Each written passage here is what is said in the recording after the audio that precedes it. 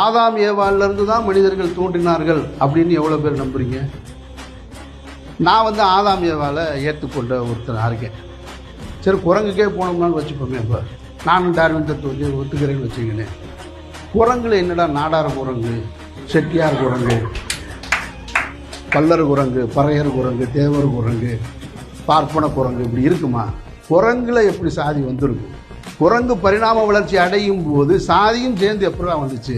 அப்போ அந்த கேள்வி வரணும்ல. அப்படின்னா சாதின்னு ஒன்று இல்லவே இல்லைன்னு வரும்.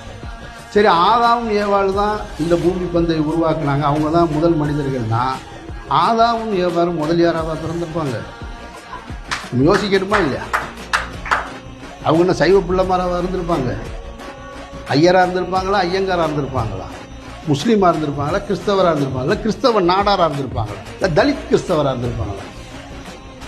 அப்போ சாதி என்பது இடையில் இந்த மனிதன் சொருகினது. எந்த மனிதன்?